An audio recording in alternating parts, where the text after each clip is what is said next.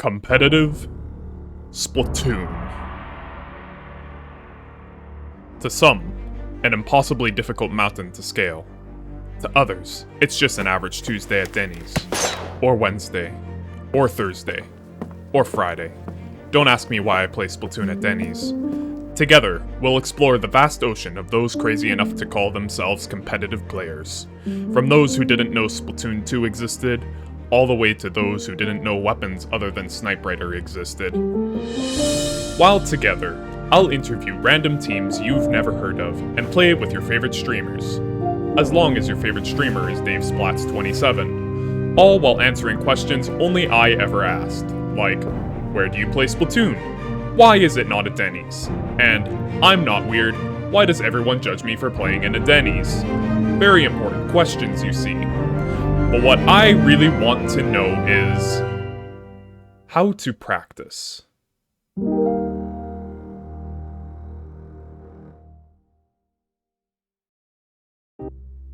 To answer such a broad question, one must start at the beginning. And by beginning, I'm referring to where you would begin in competitive Splatoon. The absolute bottom of the totem pole. One might call it.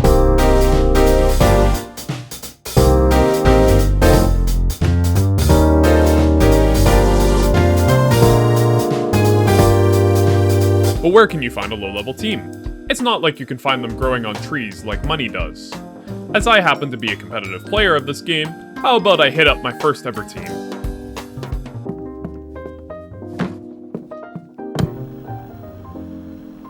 My name is Kid. I am the head captain of the lovely Team Spark, established in 2017. Thank you for taking the time to answer a few of my questions, Kid. The first thing I want to know is, how long have you been playing Splatoon competitively? I started playing competitive Splatoon back around late 2015, early 2016. I definitely came into late in the games around Splatoon 1 era. Now, why do you practice? Personally, why I practice is because I want to get better every single day. You can definitely see where your flaws are. You can see where you strive in, and as well as you can see where other people can strive in, and as well as where their faults are at. And it helps you grow as a person as well. That's why I practice and why my team practices. I'm pretty sure for middle school volleyball, the point of practice was always to get you out of the house. I never knew there was a use for practice outside of that. Beyond going outside and making friends, what are you practicing right now? Sunday's practice is primarily for individual or at environs. We're more analytical, impulsive, and I would say also creative when it comes to. So Saturdays, team-based mindset, Sundays, individual. So what is your team practicing? Alright, this is the plan for today. We're gonna play, I would say maybe 5 games. Any questions? How many bathroom breaks will there be? Alright, I got 170 whale, let me paint base. Lob's on right. Lob on the right, yeah. Whaled him. I have Ingstorm. Got blob. Two above you, man. Shoot you. Shut up. Train one. Yeah, Zuko take out. Switch out. Done. Yeah, there's just one left, that's it. One left half, down. Oh, later one. Nice. Lob on it up here. Got blob. Yep, I'm with right. I'll share carbon.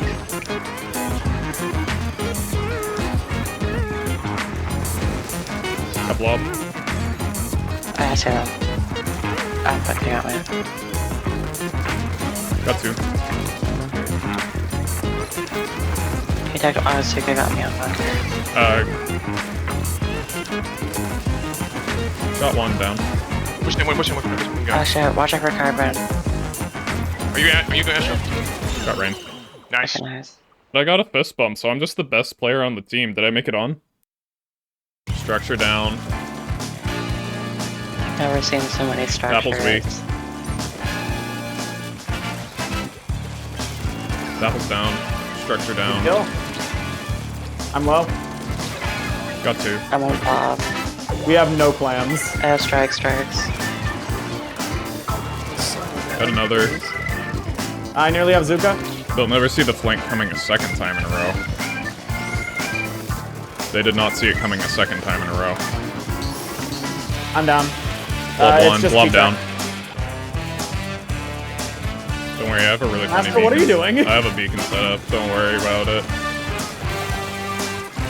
Got two. I'm sorry you lived? What are you talking about? Of course I lived. I'm the greatest Splatoon player to ever play this game. Got three.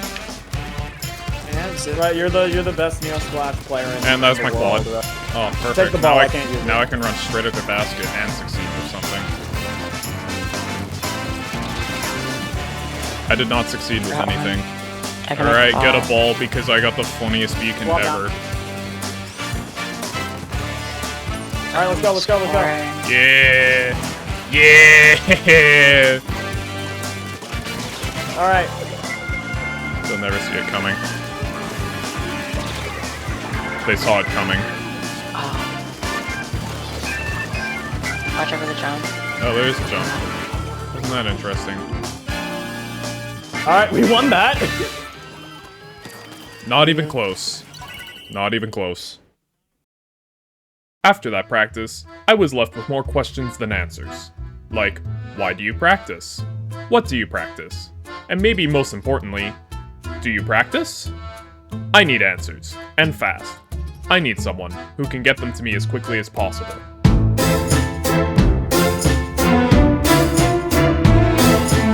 What is your name? Well, I'm Lantro. Speedrun Splatoon games How long have you been speedrunning for? since 2017. What makes you a speedrunner? Consistency, dedication, and love for the game.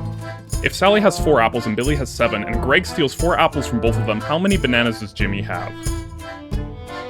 Well, Jimmy must have, you know, an infinite amount of bananas. How important is practice? Very. More important than doing runs. And what do you do to practice? Well, a lot of times when I'm practicing, I'll be like watching other people's footage, catching up on their tricks, studying their videos and seeing differences between mine. I also have a modded Switch now, which helps me use like save states. That helps me get a lot better. Can you show me? There's one thing I can do in Creator that's pretty easy to learn and it's cool. I'm gonna show you how to skip half of the level in Crater 2. So more or less what you gotta do is charge up your splashdown. You get like a bunch of different inking at the start of the stage. And what you'll do is you'll ink this corner, you like full jump off this edge, and then once you start descending, you pop the splashdown. There we go. But if you're able to like land it, you'll see the checkpoint icon and it skips you to like basically the last checkpoint before. Alright. First things first, charge up splashdown. Okay, okay.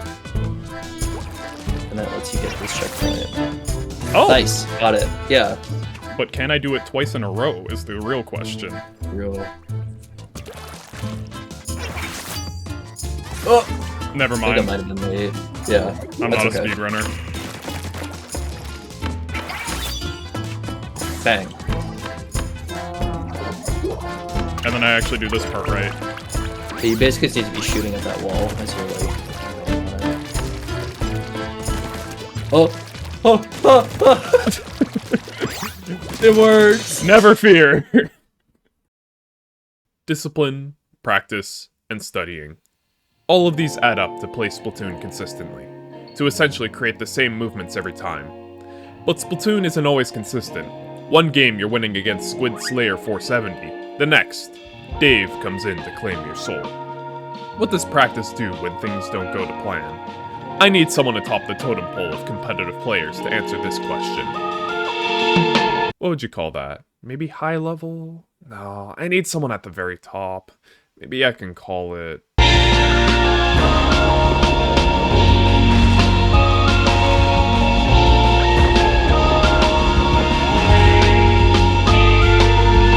Hi, I'm Shadowwind. I am the captain of Moonlight SPL. Thanks for joining me today. I want to know, what makes your team a top-level team? I think what makes Moonlight a top team is that before we formed, we were all really good friends, and we play weapons that complement each other well, and we put in crazy amounts of grinding and practice so that we're able to compete with the best of the best. I guess friendship did have something to do with practice after all. What did you guys practice to get to where you are today? Certainly a lot of like scrims, send a queue, VOD reviews. We played in a lot of tournaments to be able to improve ourselves and our tourney nerves. and individual practice for our mechanics, like X-Rank and pickup scrims. And what are you practicing currently? Well, I mean, I'm always playing my main Tentabrella, but currently I'm practicing Splattershot, Splash, Splash Neo, and occasionally Junior. Mostly just like short-range shooters for Moonlight. Can you show me? I might be the one pressuring the right flank this time since we don't have 96. Doing zone now. I'm getting run down. Yeah. That's Okay. 51. Throw a breaker I'm front. with you. Our pillar. We're done with 52, machine picked me left side, he has Zuka in zone. They're running me down. Waiting. one. There's two there, two there, two there. Okay, nice. Two's on the left. Another one drop, another one. Made it. That's fine. We can zone. Under them. One. I'm pressuring the pencil out again. I can hold. Two's weak. Two's Weak really right, weak. weak right, On zone. weak Really right. weak. Out two. All of them, all of them. Nice. Nice, nice, dude. Behind us. Yep. Right. Two's weak. Got me. That's good, right there. And solo again. Top left. Again. One. Low. Machine got me right, my bad. Back weak. Machine's Bottom right. Bottom right. Fuck, fuck, That's fuck. cracking. They're just on, they're on copy, they're on Did top. jumping. I make it. Pencil dropped. Got two. He's far left now. I'm just gonna rush up left side, rush up left. I'm gonna rush up Directly, again. yeah. No, I'm not gonna go there. I have cooler. Come on. Nice, kill. Mark two. Cooler's right. Cooler's back right. Coming off. Pincer attack. Nice pincer Nice. attack. I'm just gonna throw Sammy it. shots on right. Sammy shots on right. Pencil. Yeah, they're dropping left. They're dropping left. There's one in the zone. Painting Painting. column. Yes. We kept going. Nice, that was a lot better. If anything, the only thing I noticed that game, Basil, is you didn't get a whole lot of coolers, so you weren't aggro as much. For zone paint, if we're against screen, it's best not to leave it to Basil a lot of the time, mostly just because, like, you just can't see ahead of the zone. So we got kind of lucky that no one rushed him down. But I think it's much better to have Shadow hold zone, or Basil needs to prioritize using sensors beforehand so that they're located. You know what? Put me in, coach. Fair enough. Yeah, I'm Like, he dead. spamming front. Nice. Alright, cool it down behind zone. 2 more seconds. Nice. Breaker front. 1 second. Do not peek. Do not peek. Here's I'm gonna. The zip got top right. Yeah. I mean, bottom left. He's one. Bottom right. White. One down. 52 is just I'm flying. backing away now. They're blinking on the right side. Okay, 52 is just flying We right. can weekend up. Where's he looking at? Close cooler. Alright, cooler down. Nice. They're Zip zipping out. me. They zip in I'll there. blink him up. I'm really dead. I traded. Nice trick. Two's Two's weak. left. He's really weak. I'm in fight. Can't see. I'm block. I'm block. 52 got me on ramp. I'm trying to I'm paint gonna crack this. into zone. Oh. We cannot paint. We can pay. Maybe. First Got two. Nice. Nice. Alright, One nice. big. Got off Close the cooler cooler. for this. Close They cooler. got the coolers. Alright, cooler down. Front of zone. The cuts are out. One. Nice. Zip landing. Bottom right. Bottom right. Bottom right. We can zone. Just following up, Should BP. be. I'm zone. Yeah. Nice. All the way back. That's fine. Landing. I have to look at me Mark right side. Yeah, mark both. Flank. Russian zone on me. We dead. Yes, they're running through zone. One! Get him. Get him. Dead! Nice luck first, last one. He's early on top. Dead! Nice. Holy Oh my nice. Dude. Holy Nolan, bro. What? Go. Does this mean I'm a member of Moonlight now? Yes. Hey, it's a team Sign game. on. It's a team game. Welcome aboard. Welcome. Oh my god. I still haven't fully answered my question. If top players are the best at the game, who tells them how to practice and get better? So far, practice has been a food chain where experience gets passed down from better players to less so ones. Would top players not run out of experience to grasp on when improving? How do we break limits and improve where no man has stepped foot before, to reach for the stars even though we've not touched the moon? The astute among you may have already noticed an extra person during Moonlight's practice. That's right, Moonlight has a...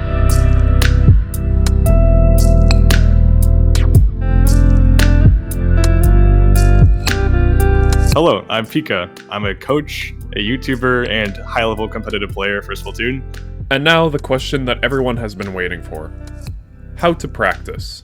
So when I think of how to practice, there's 2 aspects to it. One is that you first need to identify what you actually want to get better at, and then the other part is actually working towards that thing. But then once you do know what you want to do, it's about getting a goal down to something like as specific as possible. For example, you can think something very generic like, I want to get better at hitting my shots. I want to have better aim. Okay, there's multiple parts to aiming. There's trying to read where your opponent is moving. There's just tracking. There's just flicking in general. There's all sorts of different aspects to aiming. It's better to have some particular goal in mind than just, I want to aim better.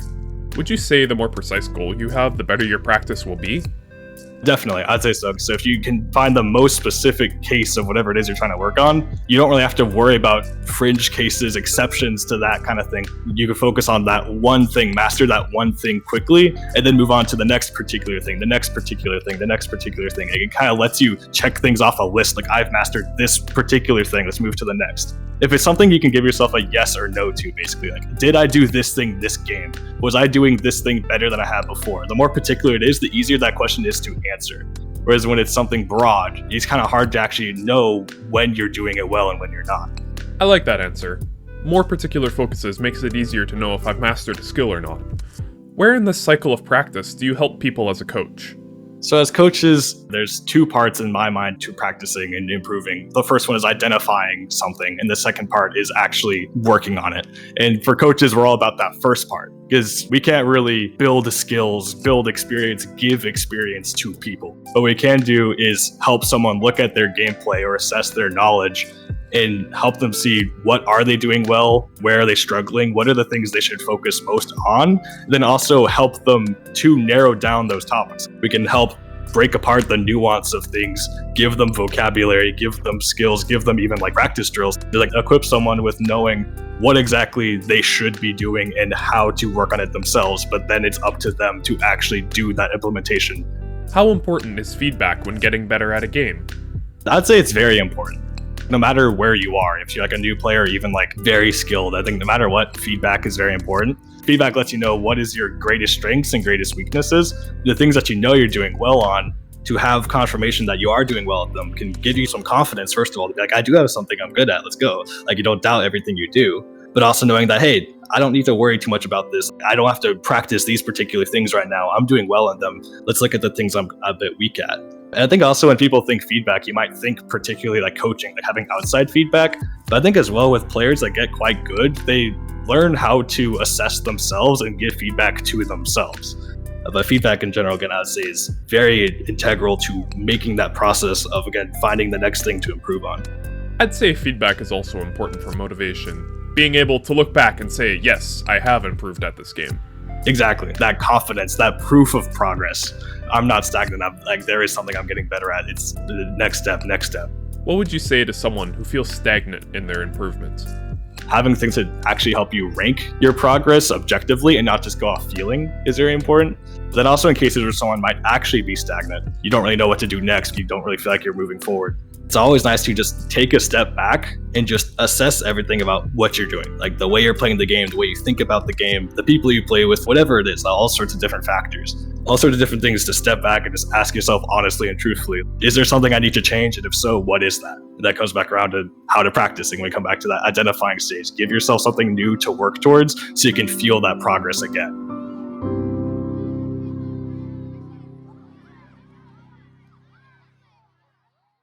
Practice is more than just bashing your head in until something works. It's more than just getting good. It's an intentional effort into breaking habits, sometimes controllers, and reflecting on yourself for what you can do better. So nothing like middle school volleyball team I had. Terrible coach, 0 out of 10, would not recommend, not enough controller smashing. But there are still more questions to be answered about competitive Splatoon. Join me next time where I'll discover who makes meta and why they're such a jerk for not letting me play Clash. The results may shock you. But for now, I have some noobs to stomp. Ah!